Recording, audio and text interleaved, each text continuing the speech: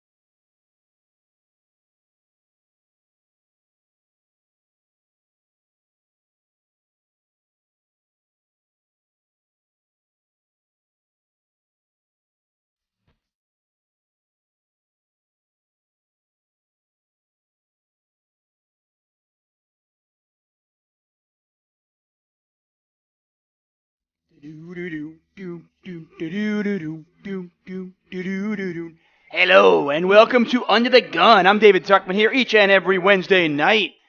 Show is a little bit of a late start tonight because I was in fucking Disneyland today. Actually, California Adventure with the kid and the wife. More on that later.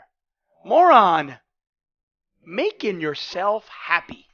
But no, honestly, it was a fantastic day. Had a really good time in Disney. Good evening. It is currently 9:34 p.m.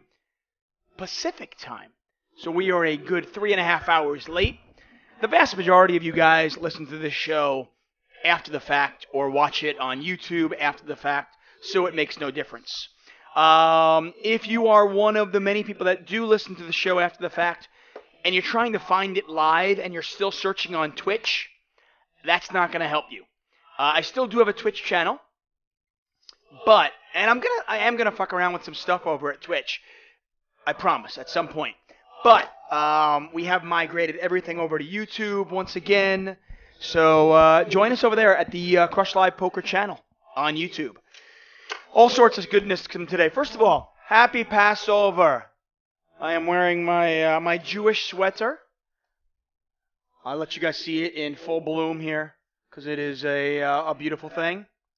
Here we go. Happy Passover to all of the members of my tribe. For those of you who are not in my tribe, I'm sorry. I'm sorry. Being Jewish is fucking cool. It's just a cool thing to do. No, I'm kidding. Whatever. I'm like Jewish-ish. I am the least religious person in the world. In fact, generally speaking, I think organized religion is fairly stupid. But to each their own. I can respect it. You know? I mean, if it helps you, great. If it helps somebody else, awesome. That's cool. But whatever. Anyway, though, happy Passover. Bart and myself, back on Live at the Bike.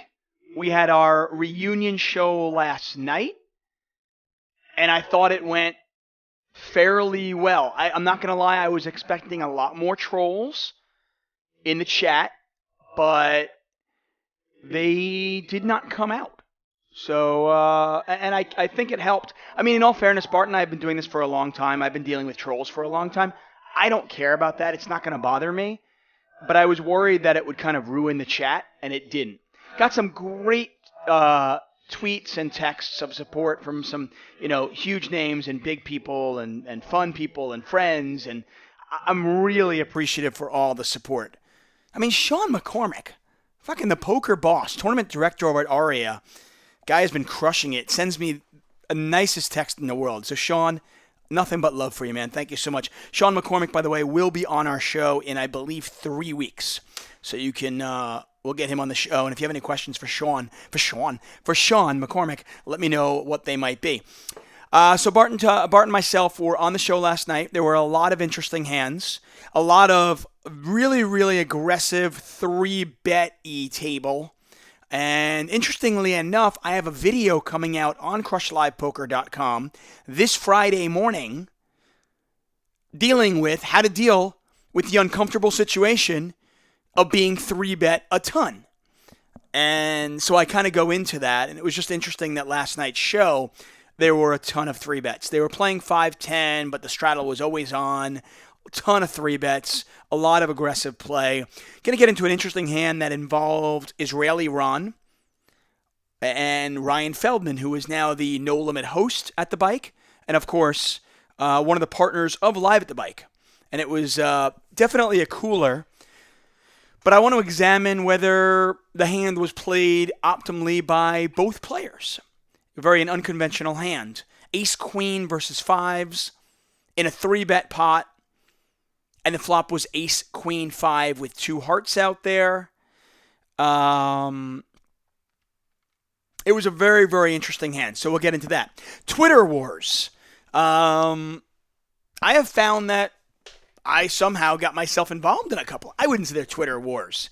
But I'll address those. I thought they were interesting. NHL playoffs starting today. I don't care if you're a hockey fan or not. If you like sports, if you like competition, do yourself a favor and watch the NHL playoffs. They are awesome. I'm not going to lie, I'm a hockey fan. You guys know that.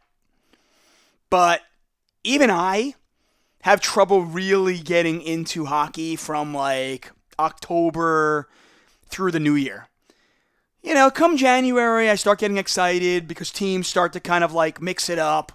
You kind of see who's positioning themselves for a run, who makes moves at trade deadline, so forth and so on. But there is nothing like the NHL playoffs. Teams go all out, balls to the wall. Hockey playoffs, the aggressiveness, the tenaciousness, everybody leaves everything out there, and it is fantastic. You've got to love it.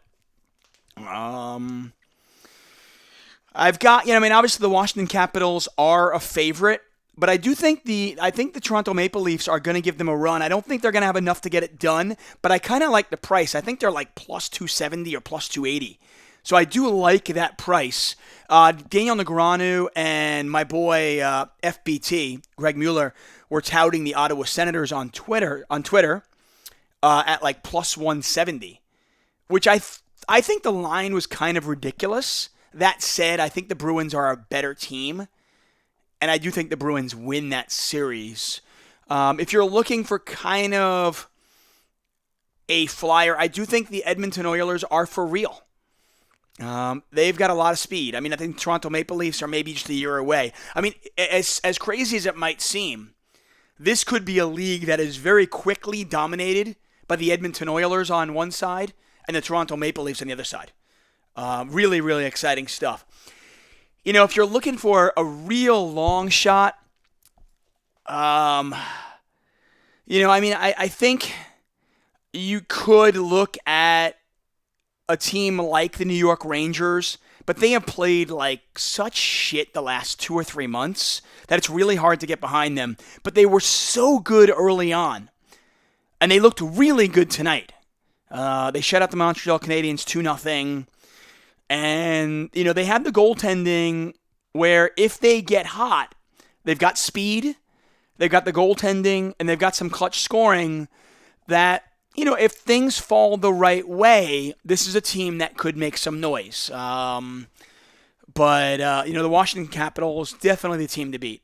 When they went out and got Shaddy from St. Louis Blues, they were already probably the best team. And then when they went out and got the best chip on the trade market during the trade deadline, it just kind of pushed them over the top. And frankly, the Washington Capitals better win it this year because they have 4 or 5 free agents that are going to be, coming up for big contracts, and they can't re-sign them all. I want to thank you all for joining us live. Michael Carrasco says NBA playoffs starting, more importantly, this Saturday. I know the NBA is more popular, but I think when you compare playoff series, there really is no comparison. Unless something really weird happens. I do think, the East could be interesting. The Celtics versus the Cavs. The Golden State Warriors, barring an injury, should walk through. There just aren't that many first round or second round surprises in the NBA. I like the NBA. I'm an athlete. I love competition. So I do like watching playoffs. But it's just hard getting behind. It's hard getting behind playoffs that are kind of whatever. Is there any chance the Golden State Warriors lose before the conference finals and realistically even before they get to the finals? But in hockey, it's just wide open. You get 6 seeds and 8 seeds and 4 seeds fighting it out. Even when you play an 8 versus a 1. I'm telling you right now, the Toronto Maple Leafs and the Washington Capitals, I think the Capitals are probably going to win that in 6. But the Maple Leafs are going to give them a run. Okay? Just putting it out there. Anyway, so NHL playoffs. I talked about Disney today. I got to tell you, Disney, I don't know how they do it. For a place that brings in as many people as they bring, and it's obviously corporate and it's obviously all for profit, but man, that place is just run they run that place so well. You don't see any trash on the ground. There's never any, there are never any fights. The ghetto, the ghetto kind of factor is never there. You go to Magic Mountain in LA, which is like a Six Flags place. It feels ghetto, There are times where I'm just I wouldn't want to bring my family here. Disney never feels like that. Even the California Adventure side, which serves alcohol, which is huge, by the way, when you're there with your kids, or in my case, kid. I've got a couple of hands that I want to go over as well. And then I got into an interesting conversation with a really old friend of mine. In fact, this was an ex-girlfriend's little brother. And it's funny, this is an ex-girlfriend from another lifetime ago. This is a girl that I dated when I was 19 years old, 20 years old. 21, and the kid is 8 years younger than me, so I was always his older brother. I never had a younger brother. He never had an older brother. So we always kind of had that relationship. And I love the guy to death. I mean, he's like family to me. But, it's funny. He's been going through a rough time. And we got into kind of an interesting conversation about life and happiness and making yourself happy. And I thought his take on it was just wrong.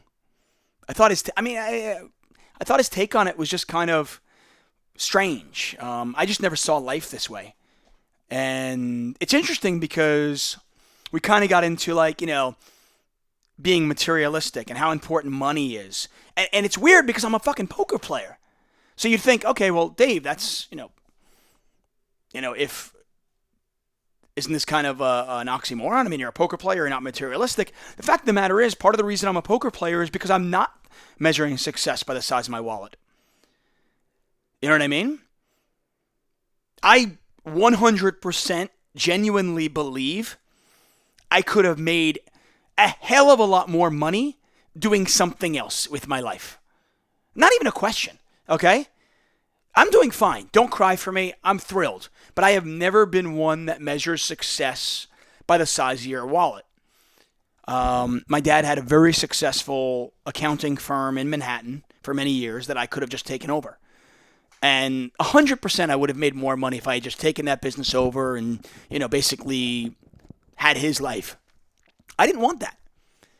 And being a poker player presents a lot of challenges, especially as you get older and you want to raise a family and you have a mortgage and all these things. But at the same time, it offers a lot of wonderful freedoms. So I'll get into that as well. I've got a couple of really interesting hands that I want to go through, plus the one hand from Live at the Bike. So we'll get into all that. I'm exhausted, I'm not going to lie. Got up at 6:30 this morning. We drove to Disney, and I'm fucking tired. So got home and did this.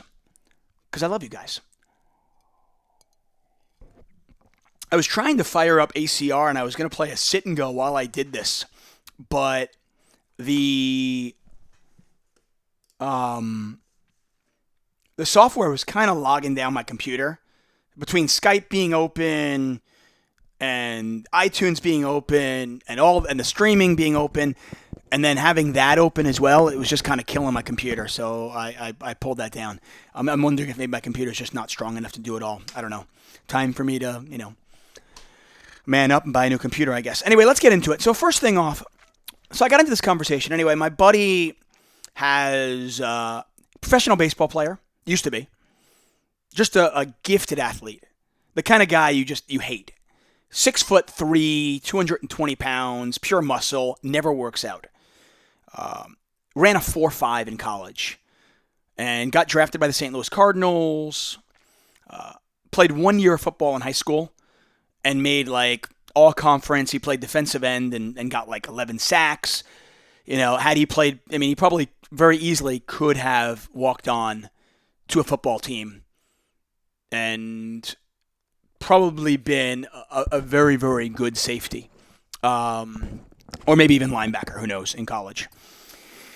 He's that kind of guy. Good looking, smart. He's got everything going for him. Anyway, baseball didn't really pan out for him eventually. He played a couple of years in the minors, and he became a cook. He became a chef, went to culinary school, lived in London, lived in Miami, lived in Chicago, had a girlfriend, had a wife, got divorced, went through some hard times.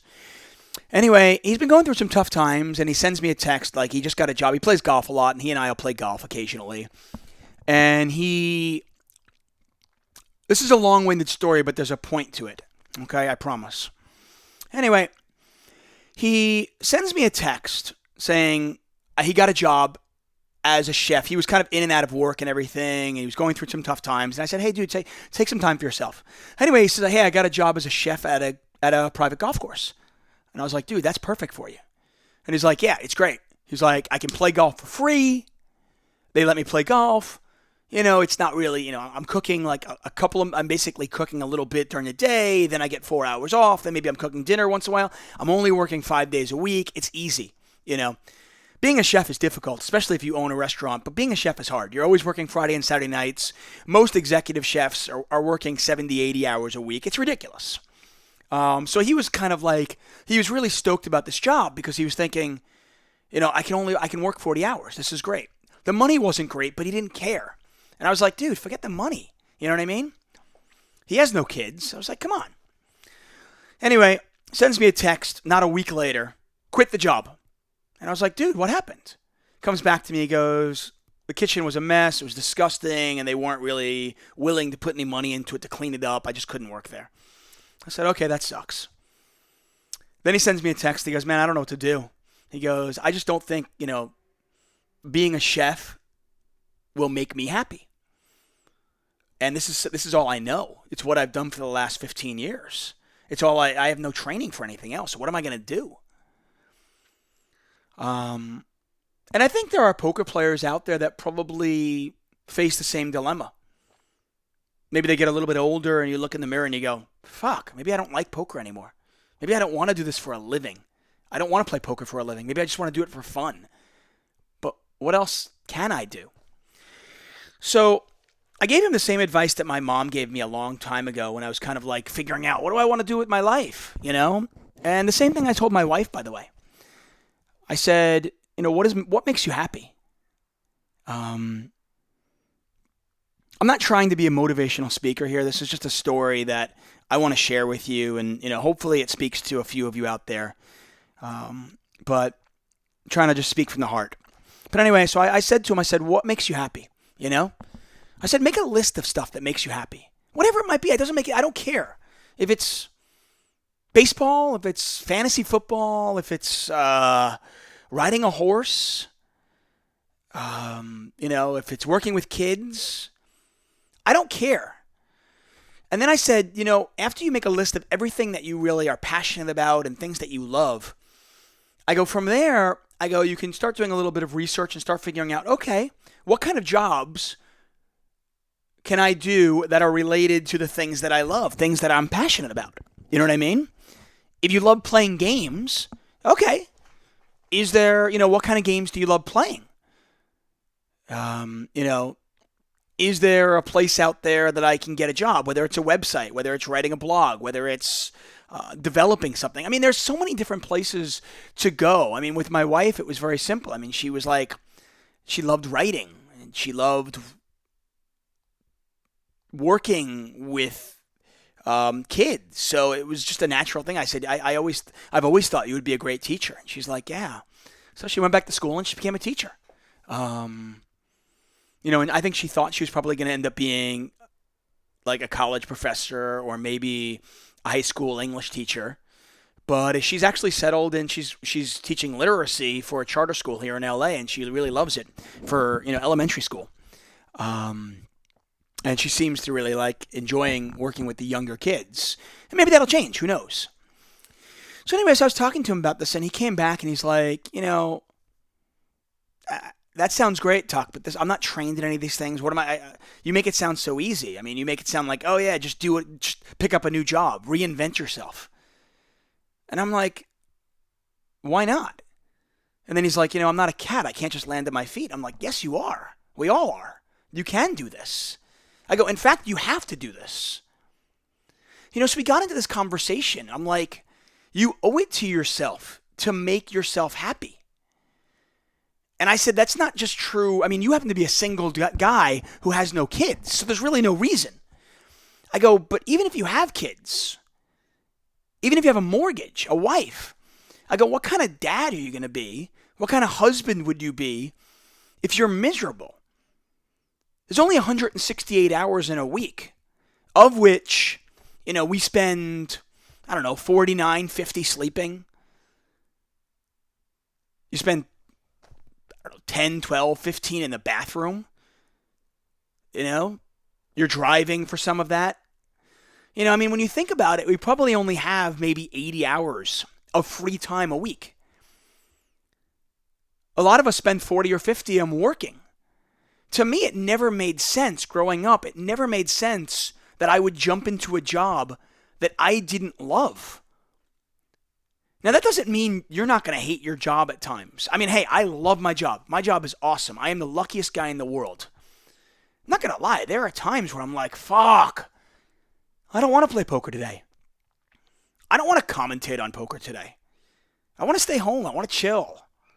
You know, that's life, okay? I'm not talking about not occasionally hating your job, okay? But I'm talking about for the most part, I love my job. I don't dread Monday mornings, okay? And that's how I've lived my life. My parents have a lot of friends that are multimillionaires that are fucking miserable, you know? And I just don't understand. There's a saying like, remember why you work. You know? You work to buy a bigger TV and a bigger house and a bigger, better car. I mean, there's always going to be somebody out there who has a nicer house and a nicer car. I mean, I look at somebody like Richard Branson, who's worth billions upon billions of dollars, and you see his zest for life, and I genuinely believe that man would be happy whether he made $40,000 a year, $400,000 a year, or $4 billion a year. And I think you owe it to yourself. I don't really understand, the other way around. And he and I went back and forth, and he's like, Tuck, you just don't understand. He's like, what about a guy who gets caught up with two kids? And I'm like, yeah, I get that. I have friends that are lawyers that are fucking miserable, who just before they know it, they've got two kids and they got a mortgage and they're used to a certain lifestyle and they just can't get out of this trap. And, before they know it, they've been working in the same job or the same profession for 30 years and they're miserable. My dad was that guy. I watched my dad do it. And I remember going to Alaska with my dad when I turned 30. And I talked to him about it. And he just said, yeah. He goes, if I could do it over again, I'd have a different job. I would have done something different. I never wanted to be that. So I said this to my friend. I said, don't be that guy. You're at the point in your life where you can make these changes. And I'm a big believer. I don't care if you're 30. I don't care if you're 40. I don't care if you're 60 years old. You are never too old to reinvent yourself. You know what I mean? And my buddy even said to me, he goes, what if your wife, didn't want to do this job and she wanted to do something else that didn't pay as much? Or what if you wanted to, but you couldn't afford to live in LA? And I said, then we fucking move. I love my house. I've got a great house. I've got a guest house. I've got a cool backyard. I love living where I live, But, if it got to the point where I didn't want to do what I did to make enough money to live here, then I'd move. And I'd be fine. I'd find another place to live that I really love, that I'm passionate about, that gets me excited. Anyway, I implore upon you. I mean, if this speaks to you, if this is something that you're like, Tuck, shut the fuck up. Fine. Live your life. But if this is you, I implore upon you. We only get one life. And if you are stuck doing something that you're not enjoying, do something else. You know what I mean? Because you're not doing yourself any good. And honestly, if you have a family, you're probably not doing your family any good if you're miserable. Anyway, I thought about that today when I was hanging out with, we were at Disney with my family, and I just felt so lucky that I could take the day off. And that my wife was on school vacation, and I could just say, yeah, let's go to Disney. Let's have a good time. And D-Moon was there with her husband, Corey. I love them to death. They're such a cool couple. And their son was there. And so their son's a little older than mine. So we didn't spend the whole day together, obviously, because they were doing different rides. But we kind of connected at times. And they're just super cool, and it was fun. And, I saw how they live their life, and what they've done. And I think that's for a lot of the successful poker players out there, the ones that I really would want to emulate. I think if you're playing poker for the money, you're doing it wrong. If you are a professional poker player and you're doing it for the money, you're doing it wrong. The reason you become a professional poker player is because you can somehow make enough money to live the life you want to live And it offers you the flexibility to do it on your terms. And that's what's great about being a poker player. That's what's awesome about being a poker player. I tell anybody all the time, I go, don't be a pro. Do not be a professional poker player. Do something else that makes you happy. But find your passion, okay? I'm not much of a motivational speaker, and like I said, if that was something that spoke to you, great. If not, sorry. Let's get into my Twitter wars. So Mike Dentale tweets this, okay? I'm going to bring it up because I thought it was kind of funny. Let's see what we got here. Mike Dentale tweets this. I'm going to pull it up here, guys. Hang on 1 second. Here we go. At Matt Glantz. Can we get Tuck on Sports into the game at Choctaw Casinos so I can make him cry at the table when I run him over? Fishy, fishy, fishy.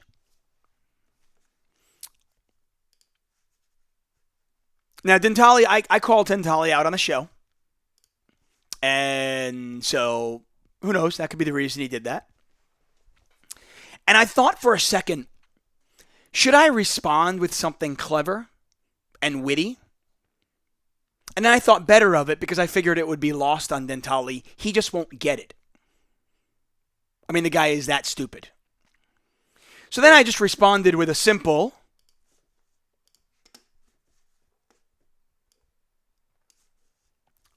here we go. I'll bring it up one more time.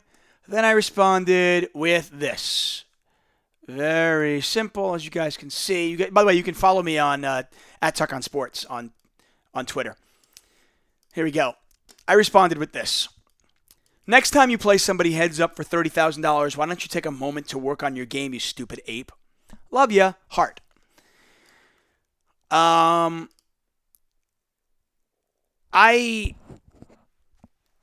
It's funny, Matt Berkey and I talked about game selection last week and how, most often games are not nearly as good as we think or nearly as bad as we think. But, I rate games, and I will rate players either +1, +2, +3, +3 for the, the really bad players, -1, -2, -3 for really good players or -3. And then you can kind of rate a table that way depending on, where you're sitting and so forth. It's kind of a simplistic way of doing it. But Dentale's just not a good poker player. I'm not going to lie. I mean, hey, I like fucking with the guy. He's fun, though. He is actually really fun to fuck with. And I know he thinks that it's fun to fuck with me, which is why we're doing this. It's all good. But in all sincerity, I would happily play with that guy any day, anytime. He's not good. He's awful heads up. And he's not very good at full ring. I mean, when I say not very good, I mean he's bad. Just bad.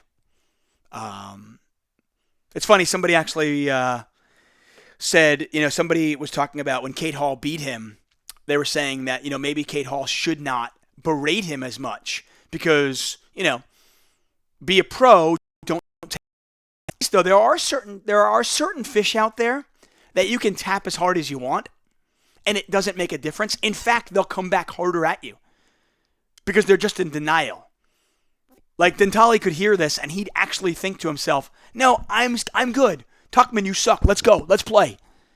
But anyway, he's just bad. It's almost sad. When Doug Polk called out Jason Mercier, it was obvious, he was doing it to get attention. And hey, good on Doug Polk. He has built a name for himself and he's built a great brand. And he did that, partly on the backs of calling out some big time players. And putting out some controversial stuff out there. And that was a great way to kind of launch himself out there. The fact of the matter is he's a great poker player as well, and he puts out good content, so he backed it up. But with Dentale, it's just, hashtag bad reg. It's not that. It's like pathetic. Hashtag pathetic. Hashtag ape boy. I don't know. He's horrendous. Other Twitter wars. Lyman, of course. So I had a little bit of fun with Lyman this week. We're just, hey man, what's going on?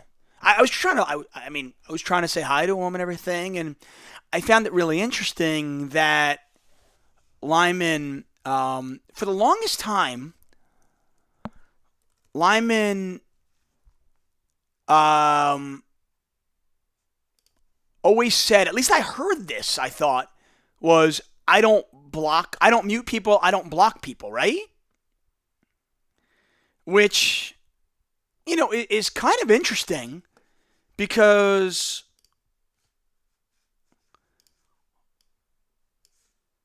look what he did here. I mean, I guess he couldn't take it. Got too hot in the kitchen. I don't know. I mean, I thought you didn't block anybody, Lyman. What's up, man? I'm right here, buddy. Anyway, I was just like, I was trying to say hi to him. I was seeing what was going on. He seemed upset about things, so I was talking to him. Whatever. It's all good, dude. Anyway, he blocked me. So, we move on. Anyway, thanks so much for joining us, guys. Once again, this is Under the Gun. We are here each and every Wednesday night. Of course, we're sponsored by CrushLivePoker.com, the first and only site out there specifically for live poker. Okay, guys? If you are venturing into the live arena and you want to work on your game, there is no better place than CrushLivePoker.com. And you can get 1 month free using the code DTA404. Once again, that's DTA404. That gets you 1 month free. My video is coming out Friday on 3 betting, but there is a ton of stuff on our website. David Chan, Bart Hansen, Alec Torelli, Danielle Moon, D Moon has put stuff on there, Jonathan Little. We have some huge names and some great poker players that have put out some great content on CrushLivePoker.com, and we pretty much add new content almost every single day. So check out CrushLivePoker.com. Once again, you can get 1 month free using the code DTA404. Let's get into a couple of hands. There was an interesting hand last night on Live at the Bike that I want to get into. Take a look here. Yori C says, well, I make $0 a year. Okay, Yori. Yori, are you 16? Because that's okay. If you're 16 years old, it's okay to make $0 a year. But I'll just put that out there. Anyway, guys, thanks so much for joining us. I see that we actually have a decent crowd watching live. 10 o'clock here on the West Coast. Of course, 1 in the morning on the East Coast. Got some exciting things coming up. Live at the Bike. My next Live at the Bike show will be April 25th. I will be doing that with Bart Hansen again. Then in May, I will be in Barcelona. That is, I want to say like May 18th-ish to like May 23rd for the 888 Live. And then, of course, that will flow right into the World Series. And the World Series is going to be friggin' awesome this year. So really, really excited about that. So looking forward to that. Let's get into what else we got going on here. Okay. Anyway, he makes it $100. I want to say he makes it $105, which is a very big open, and he does it with fives. Ryan Feldman, directly on his left, decides to 3-bet, isolating Ron. And he 3-bets, a standard 3-bet size. Folds around, Ron calls. Flop comes out ace, queen, 5. Like Cooler City, right? 3-bet pot. The pot is over $500 already. And you've got, one player with top 2 and one player with a set of 5s on an ace, queen, 5, 2-heart board. Ron, though, makes a very unconventional play by leading out. Now, I think there are situations where you can lead out into the razor. You can even lead out into a 3-better in multi-way pots. If there's 4 or 5 people in the pot, and somehow it's 3-bet, whatever it is, there are some situations where I might want to lead out. I think I've actually covered that in some videos. But in heads-up situations, there's just very rarely is there a huge reason to lead out. Especially on an ace, queen, 5 board with, in heads-up spot. Because you put Ryan on a range of hands. Now, the interesting thing is that Ron does this. In fact, Ron's lead out against Alec Torelli a while ago on Live at the Bike, is what motivated Alec Torelli to kind of spew off and bluff. And it's just this sometimes this unconventional play from, a player who's clearly not a pro can confuse a pro and, let Ron get the best of him. And Ron got the best of Torelli in that particular spot. There was a situation where he got the best of Bart. And in this spot, he got the best of Ryan. Now, obviously, it was an absolute cooler, but he leads out. And Ryan decides to just call. And I would assume the reason he decided to just call was he just didn't think that Ron was super strong. He's like, oh, what kind of hand is he leading out with? Now, to me, I actually feel like when he leads out there, he's got one of three holdings. I do think he has some bluffs in his range because I saw him do it with fours once. I don't know how often he's doing this with a flush draw, but he might occasionally have a flush draw. And I think that he has some really, really big hands. I don't think that he's doing it with good but not great hands. Maybe ace-king. That's a possibility. I don't think he's doing this with like ace-jack, ace-10, hands like that. I don't think he's doing this with like queen-jack. Okay? So the question is to Ryan is, should he be raising or not, against that particular range? So we talked about this hand because I thought, Bart was definitely in the camp of raising either flop, but he really liked calling and then raising turn, and that's exactly what Ryan did. And I played devil's advocate on Live at the Bike, and I'm still not sure. And my sometimes I'll just throw an idea out there just to kind of take the other side of the coin to, okay, let's get into a conversation about a hand. It's really not interesting if you have if you've got a commentator and a co-commentator and they're like, yeah, I like betting. I like betting too. Cool. Sometimes it's a situation where it's like, I like betting, and in my head I'm like, yeah, I like betting too, but hey, would you ever do this? Now, Ryan decided to call the flop and then raise turn. And I'm wondering, I feel like when you raise the turn, what are you getting called by? By the way, the bet was 300 on the flop into like 5 and change. And then the bet on the turn was huge. Like the pot was like 1,200. And then the bet on the turn was like 900. And I feel like with that sizing, Ron is even more polarized to having bluffs, semi-bluffs, or monsters. And I just don't know how many monsters he has that we can beat. Now, if we think Ron has Queen 5 suited or Queen 5 offsuit occasionally, now he's a very unorthodox player. He likes to raise occasionally with weird hands. I just don't know if he's opening with like Queen 5 suited. I mean, if he opens with Queen 5, he's probably calling a 3-bet. He's one of those guys where if he raises, he is going to call the 3-bet with probably 100% of whatever he's raising with. I just don't know if he has Queen 5 all that often. Now, Ryan pointed out that he has Ace 5. Now, my thought was if he doesn't have Queen 5 and he has only Ace 5 suited, well, there's only 2 combinations of Ace 5 suited. Because, the board was Queen, Jack 5. Ryan had Ace Queen. So when you do the thing, there's only 2 combinations of Ace 5 suited left. And there are 3 combinations of sets of 5s.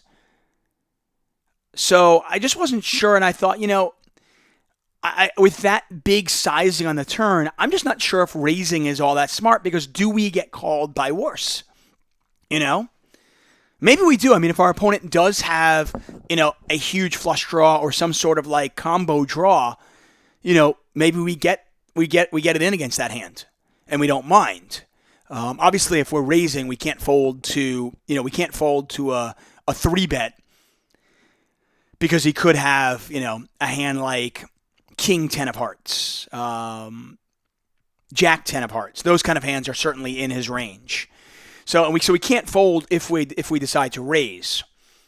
The question I have though is, should we be raising when we're getting it in with let's just say Jack 10 of hearts, King 10 of hearts, 2 combos of ace 5, and 3 combos of 5s, and we get all of his bluffs to fold. Now, I don't think he has a ton of bluffs, but let's just say he bluffs, say, 10, 20% of the time. I don't know. Do we want to keep those bluffs in there? Like I said, I saw him do that with 4s once. And I guess my point, I've talked about this in videos, and I've talked about this in podcasts before. I do think that sometimes when we flop monster draws and when we flop monster hands, our initial instinct is, let's raise, get it in, da-da-da-da. It's like, okay, this hand's too good to fold. This hand's too good. And I think that we're definitely making money with that play. I just don't know if we're making the most money. And going back to what we were talking about with Matt Berkey last week, and by the way, if you missed that podcast, Berkey is a super smart guy. We got into a pretty interesting conversation about his life and all different things about that. But he is he comes from a very interesting background, and he is super smart. And we talked a little bit about, we did talk some poker. And he talked about, I think a lot of players get complacent because they're making money. Because the line they take is positive EV. The problem is, though, is we really should always be thinking, is it the most positive EV? Is it the best play? I don't think raising with ace-queen is certainly a bad play on an ace-queen 5 board in a 3-bet pot when our opponent leads out. We're making money there, 100%. But are we making the most money? And I'm not going to be on this podcast and say, definitely. I don't know. Should we be actually... the question really is, and I asked Ryan this, because we did have a beer afterwards. I was talking to Bart. And I asked Ryan, I said, when he bets 900 on the turn, and you raise him, do you have any bluffs in your range here? Like, any? And by the way, Ryan raised to 2,000, so, it was like almost a min raise. And then Ron shoved and Ryan snap called. And then the river, they ran it twice, and Ryan did not fill up either time, and Ron stacked him. It was about a $9,000 pot. Really good pot and really interesting. If you missed it, you can always check it out on Live at the Bike. But I just asked him, I said, do you have any bluffs in your range? Because if you have no bluffs there, I don't know how, and Bart, of course, said, balance, whatever, who cares? I understand that to a degree, but I think if you have no bluffs there at all, then when you raise, it can be exploited. And Ron is not the same player he was 2 years ago, 3 years ago, 5 years ago. I remember, I've known Ron a long time. He's been playing poker for a while. His game's evolved. You've got to realize that if you played poker with somebody 18 months ago, even 6 months ago, if you sit down with them and you assume that they are the same player that they were 6 months ago, you're doing yourself a disservice. Assume that maybe they learned how to play the game a little bit better. I saw Ron last night fold a straight. It was a one-liner to a straight. It was like a 7-9-10 jack board. It was actually like a 7-9-10-10 jack board, and he had 10-8. So he flopped trips, actually, and then rivered a straight. He bet and got raised, and he folded. And that's not something that Ron would have done 24 months ago. No, there's no way he does that. So I think the adage of, who cares? The guy's an amateur. You don't need to be balanced. I think if you have no bluffs on that turn, I'm probably deferring to calling. To me, I like one of two ways to play this hand. I think on a relatively wet board, ace queen 5 with 2 hearts, I think I actually prefer either raising the flop, because you could have some bluffs in your range in that flop. If you had 3-bet with Jack 10 of hearts, King 10 of hearts, even like King 4 suited, like King 4 of hearts, if you were just like 3-betting with like some garbage hand, and you had like a nut flush draw, basically. I'm not sure if the ace was a heart, by the way. I don't think it was. It was actually, I think it was ace, queen, 5, queen, and 5 were hearts. So you probably wouldn't do that with like ace, 4 of hearts. But, let's say you had a flush draw. I think you could theoretically have some bluffs in your range. Maybe you're not raising a set of aces. Maybe you're raising a set of 5s, a set of queens. You're probably not 3-betting with a set of 5s very often, so you probably don't have 5s often. So, I could see raising the flop with like a set of queens, ace queen, and then a few flush draws. So you've got some bluffs in your range and you have some value hands in your range on the flop. But on the turn, when he bets 900, it becomes really, really difficult, especially with Ryan's sizing. When he like almost min raises, when he goes 900 from Ron and then 2,000 from Ryan, it's never a bluff. So I just, and frankly, if Ron had, the reason I don't really like that raise from Ryan is, if Ron did have a huge draw, like Jack 10 of hearts, he could probably realize that, wow, this is never a bluff. I have no fold equity, but I still have a huge draw. I can call $1,100 more to win, 20, I'm trying to think here. It was 12, 9, 21. I can call 1,100 to win 4,100 plus the implied odds I'd get. He's almost getting 4-1 with that huge draw. If he was leading out with a huge draw. So love Ryan, but I don't know. I'm not sure I like raising turn. I can get behind calling flop, calling turn, and then depending on what the river is, calling or possibly raising. There aren't many rivers that I'm going to fold based on that line, and obviously I'm going to lose a lot of money. Depending on the sizing and what the river is. By the way, the river was the 4 of hearts, the first one they ran, and it probably would have gone check, check. Maybe it goes bet small, call. But I could see call, and then evaluate. Or I could see bet, raise, and then let's build a pot. And then, by the way, if Ryan were to raise the flop and that pot escalated, that could be a very different situation because then you can put a bunch of flush draws and combo draws in your opponent's range. You can also put ace-5 in his range too, which is another hand you can beat. Some players do overvalue their hands. Okay? This mic is driving me friggin' insane. Anyway, guys, thanks so much for joining us. If you want to join us in the chat, you can. I don't see too many of you in the chat, even though I see that we do have a number of viewers. Of course, you can always call in. This is a call-in show. And if you want to call in, the number is 323-825-5134. Got a few good, cool guests coming up in the future. But we are going to be guestless tonight. Like I said, I went to Disney today. Didn't know exactly when I was going to come home, so I didn't want to deal with that. I didn't want to have to cancel, don't cancel. I don't know what's going on. Anyway, let's get into, if you're wondering why I'm wearing this shirt, if you're joining us late, happy Passover. That's right.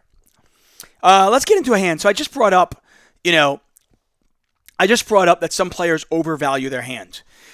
And it's a situation where a lot of times if I'm put to the test against an opponent that I'm not certain they have any idea where they are in the hand, then I find it difficult to fold if they could theoretically be value betting a hand worse than mine. I'll give you an example. Let's say I have aces. Let's say I 3-bet pre and a guy calls. Okay? And the flop comes out 10-8-4. Okay? Let's say I get check raised and then the guy jams turn, or check raised and the guy bets big turn. I could find it, and the turn is whatever. The turn pairs the board or whatever it might be. Or just let's say the guy puts a lot of pressure on me on that flop.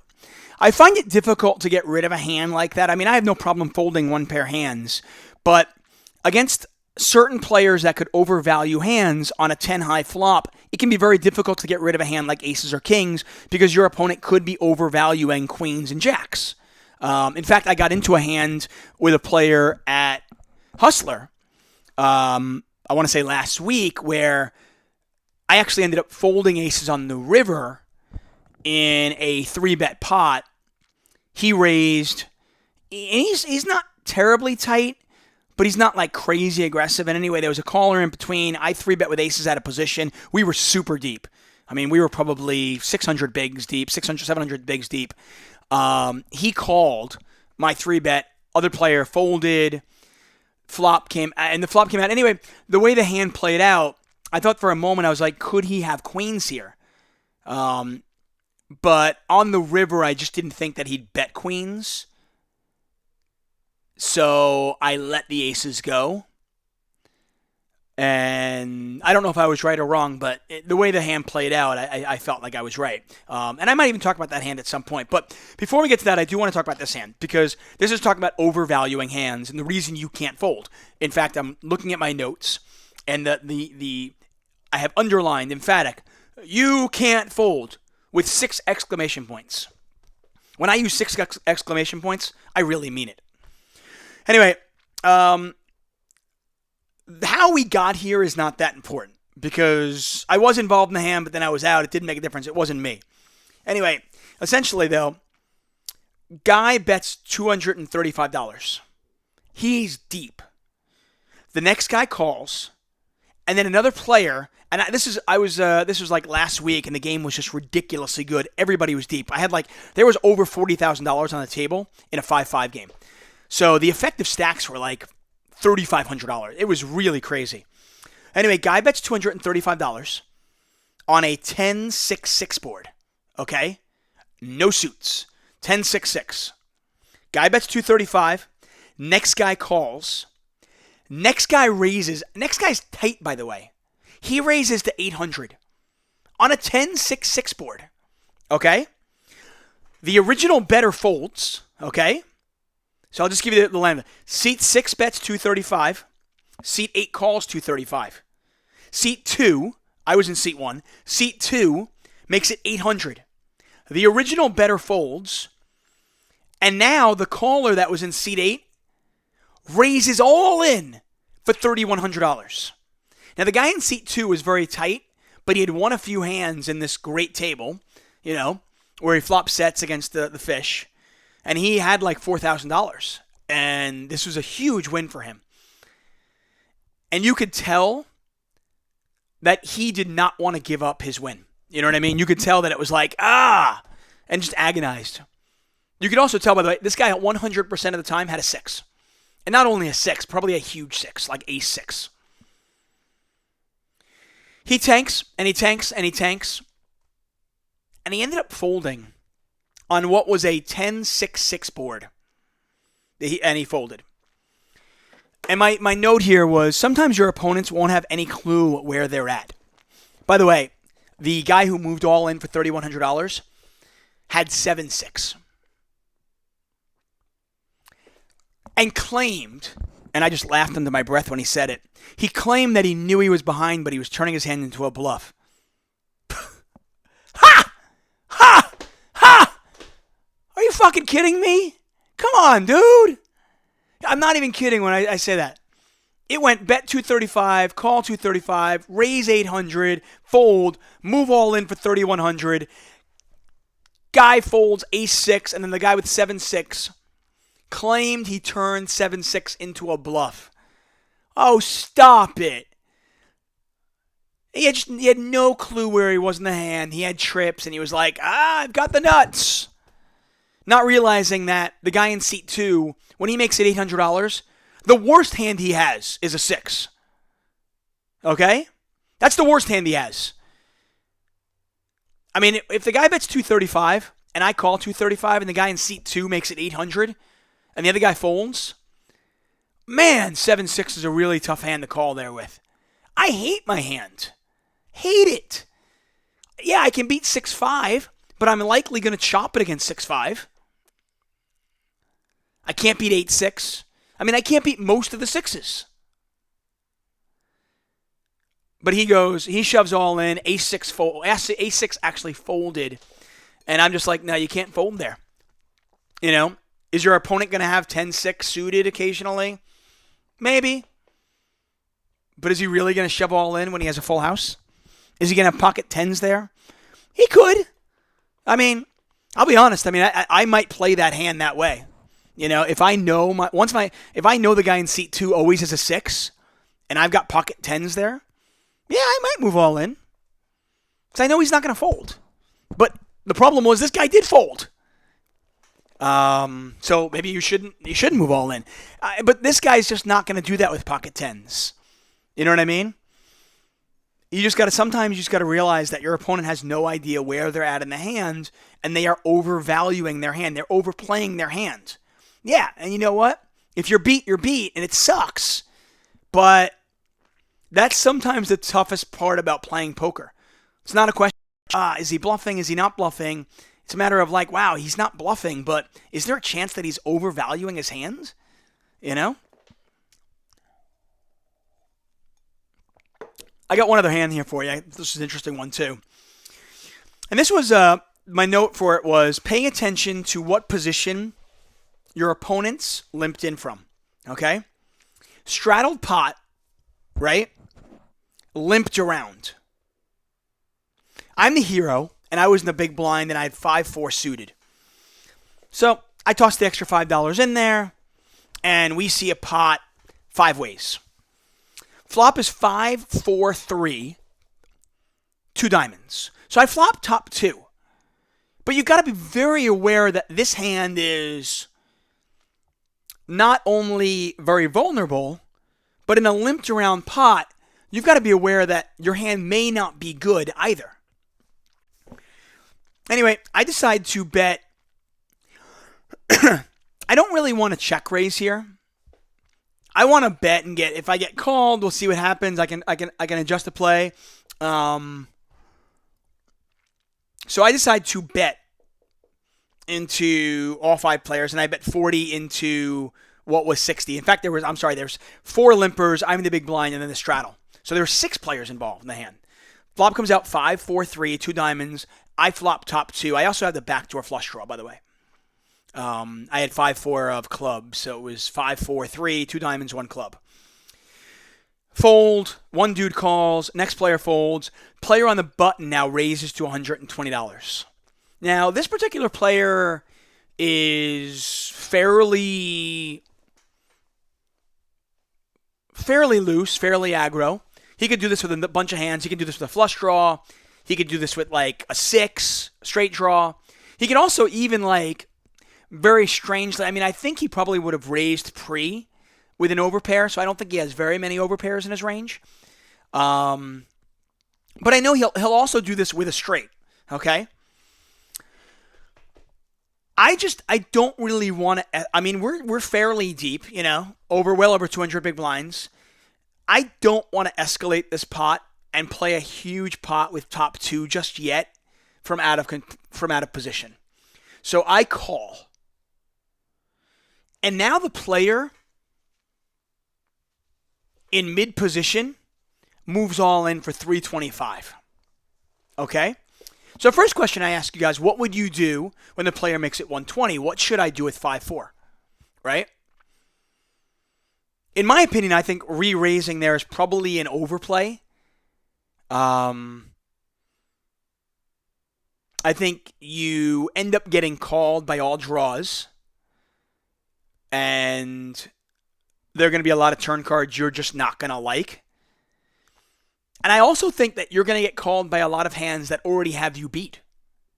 You know, set of 3s possibly, 6-7, ace-deuce. And if you get called, what do you do? You know what I mean? Anyway, I decide to call, and the player in between now raises. So after limping in, calling my original bet, now there's a raise and a call. Now he decides to re-raise all in for 325. The button calls. Now the button is deep. He's probably got 1100. I have them both covered. It comes back to me. I ask you again, what does the hero do here? Now, this is when I think it's really important to focus on what position the players were in. It's like reading a book, right? I might be at, chapter 6 of the book. I don't know what the ending is yet, but I do know the beginning of the book, right? So I'm going to go back. If I want to try to figure out where we're going, I'm going to try to figure out where we came from. So I go back to the beginning of the book, or in this case, the beginning of the hand, right? And I want to think to myself, where did these players limp in from? And what kind of hands would they limp in with, right? Because I was trying to think, was I ahead? Is there a chance that these two guys are overplaying a hand that I'm actually beating? You know what I mean? On a queen jack 9 board, if I have queen jack, my opponent could have jack 9. That's a hand that he limps in with. So maybe they're overplaying bottom 2 pair. Maybe they're even overplaying queen 9. Another hand they might have, queen 9 suited. But on a 5-4-3 board, how often are my opponents limping in with 4-3 and 5-3? Now, I'm not going to say they never have these hands. My guess would be that they have to be suited. And keep in mind that I have a 4. I have a 5. So there aren't that many combinations of hands that I'm beating that they could theoretically be overplaying. You know what I mean? A smaller 2 pair, aka a smaller 2 pair. And frankly, I think if you looked where they were limping in from, the player in the middle was limping in kind of earliest position, under the gun 2 maybe. I don't give him that many. I think it's much more likely that he would limp in with a set of a 3s than he would limp in with 3-4. Now, the player on the button could have 3-4 suited, but I've got to worry about the player in the middle right now because he could also have, while they might occasionally have, I'm going to finish this thought here first before I take this call. While they might occasionally have 3-4 and 4-3, I just don't think it's that often. And I think these opponents will, a lot of the time, have ace-deuce suited especially. I think they'll have, ace-deuce suited, by the way, that's 4 combos of that. And I think 6-7, I think the player in mid position he has three combinations of 3s. I think he has 4 combinations of 6-7. And I think the player on the button has all the combinations of 6-7. I think he's even limping in with 6-7 off. So when you start to factor in where the players are limping in from, and you start to think of what they could possibly have, it made me think this is a fold. So while flopping top 2 is a big hand, I was able to let that one go. It turns out, by the way, my read was right. Player in mid position had 3s, and the player on the button actually had ace-deuce. They got it all in. Well, they were already all in right down the flop. Ace-deuce held up. So I was drawing, pretty thin, to say the least.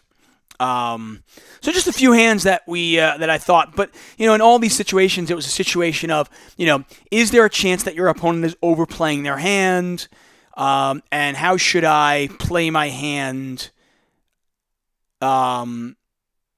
to best exploit my opponent? What is the most optimal way to play my hand?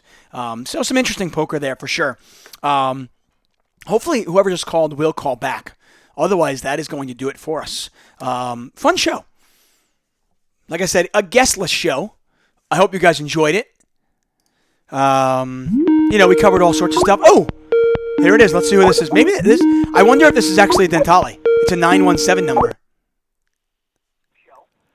Hello? Who's this? You're under the gun. Hey, my name's Adam. How's it going, Tuck? Hey, what's going on, Adam? I'm not going to lie. I saw a 917 number, and I was secretly hoping that it was Mike Dentale. No, I'm sorry. It's not. That's cool, man. It's no Are problem. you still on? I'm still here, man. Yeah, we're good. I wouldn't have okay. I wouldn't have answered the phone if I wasn't on. How's that? Okay, good. Right. Hey, I have a couple of football questions for you. What's up, man? I was listening to one of your old podcasts, and you were talking about auction fantasy football, and I'm actually in Arizona now, and so I can't play DFS, and I've been trying to basically to find an auction league because I really like the strategy of auction drafting. Right. And I just don't know how to do it. I don't know how to find a league that I could get into. I was wondering if you had any ideas. I think that's probably, to me, it would be a matter of, you find a few friends that also play, and obviously, the best way to do it is obviously you find some friends that do it. But the other way to do it is just, ask around, ask me. Go on Twitter, ask people. I don't know if you have a Twitter account or not. Right. I assume you also play poker since you follow me. So, Yes. Talk to your degenerate poker players because most poker players also play fantasy football because they're always looking at a way to gamble. So, it's not that hard to find leagues if you put the legwork in. To me, you can also head over to the Yahoo forums, the CBS Sportsline forums, ESPN, and just ask around and don't be shy about being like, hey, I want to play in a league. How do we do it? Let's go. Right.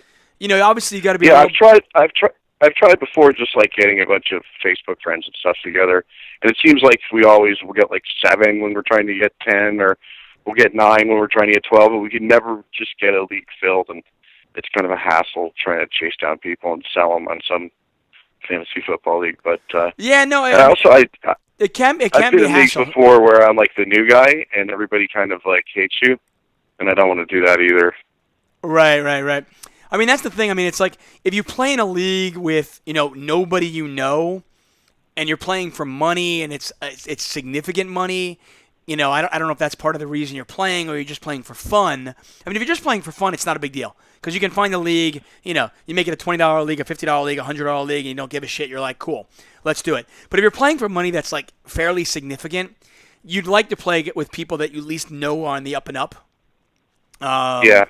So, my best guess would be, ask around the poker room, find poker players that like football and, do that kind of research.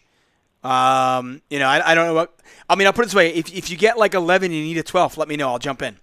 But I'm always looking for leagues. I'm happy to jump in more leagues. To me, right. I actually said, I think individual fantasy football leagues are this kind of hidden gold mine that people don't realize because it's almost like 1995 poker all again, but there's no rake. Right. There's no rake whatsoever. Yeah. Yeah, that's true. That's exactly what I'm looking for, and I'm not looking for just a $100 league or something. I'm looking somewhere between 500 and 1,000 buy-in. Right. Do you play poker in Arizona live? Poker? Yeah. Yeah, my best guess is just ask around the casino.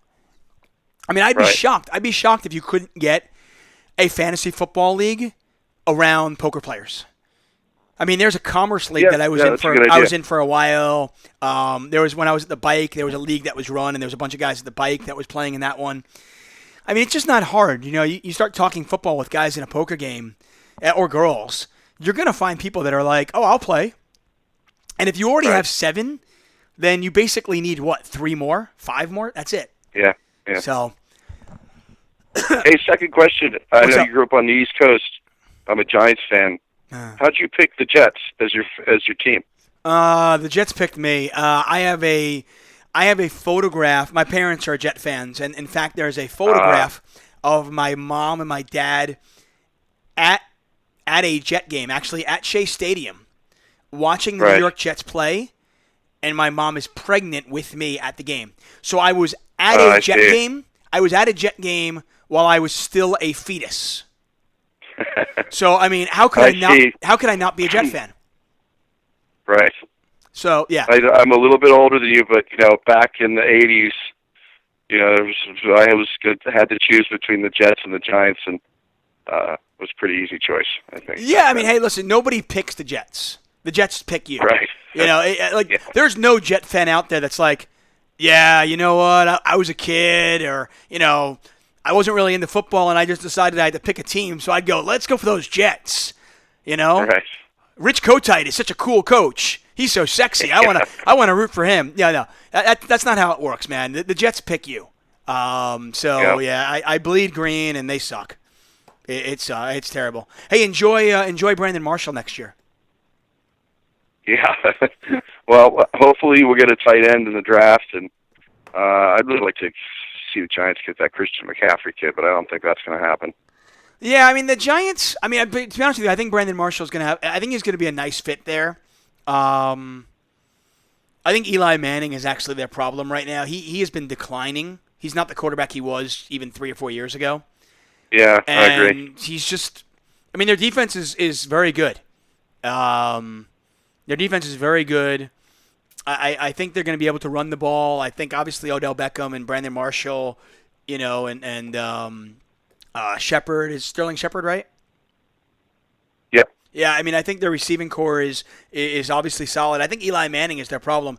But I will say, Eli Manning's best years have almost always been when he's had a tight end. And for whatever reason, the general managers in New York have always kind of jettisoned off the New York Giants tight ends. And I don't understand why. Yeah, they had Martellus Bennett. Shockey obviously went off to even what's his name? What's his name? Boss, right? Kevin Boss.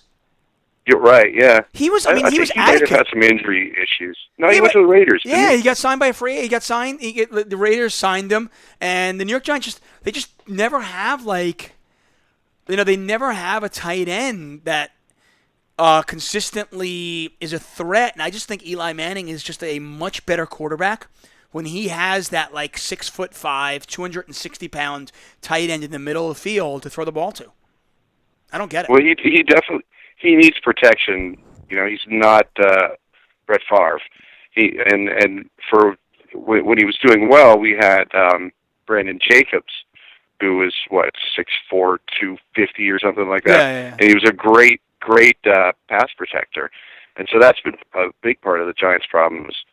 Rashad Jennings just didn't work out. And, yeah. Well, Paul Perkins as well. I mean, Paul Perkins is a talented running back, but he can't block for a lick. So, that's an issue. Yeah. If you can't block, you can't stay on the field. And I just feel like if Eli's got Odell Beckham, he's got Brandon Marshall now, he's got Shepard with all these threats. If he could get that kind of huge body across the middle of the field that's 6-7 yards down the field, who can be that quick outlet for Eli, I think that would really help him. So we'll see how it goes. Hey, yeah, man, anyway. I think they'll probably draft a tight end. That could be the case. I mean, if they can get Howard, that would be a steal, but who knows if he'll still be there. By the way, like I said, to me, if you put the leg, I mean, it's only, it's April 12th. If you start putting the legwork out there, you'll get a league. Especially if you already, the problem is when you only have 3 guys trying to find 9. Yeah. If you have 7, finding 3 or 4 guys is not that hard. It shouldn't be, especially if you play poker. You know what I mean? All right. Well, hey, thanks for the advice. No problem, man. Good luck to you. Auctions are awesome, though. Have fun with that. Yeah, that's what I'm looking for. Cool. Later, buddy. All right, good talking to you. You too, man. Bye. That was Adam. He's under the gun. Once again, that's going to do it for us, guys. Like I said, unless I get a phone call in the next couple of minutes here. Michael C. Poker says, why aren't you back with Live at the Bike? I am. What are you talking about? Last night, Bart and I are back. Bart and I are going to be doing 2 shows a month. We're doing 2 shows in April, 2 shows in May. Then the World Series starts, so we're going to go away. But the plan is to do basically 2 shows a month on Live at the Bike, and Bart and I are going to work together. I'll occasionally work with Jason Les, and some other people, obviously. Maybe we'll get Nicole back in there. Who knows? So, no problem, Michael. But yeah, no, Bart and I actually had our first show last night. Check it out on Live at the Bike. Let us know how we did. It was fun. Like I said, it was very nostalgic. It was, Bart and I, we started Live at the Bike 12 years ago.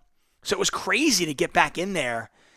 And I said this last week, and in many ways I feel very indebted to Live at the Bike because they helped launch my career. And they certainly helped launch Bart's career. So, I owe them a ton.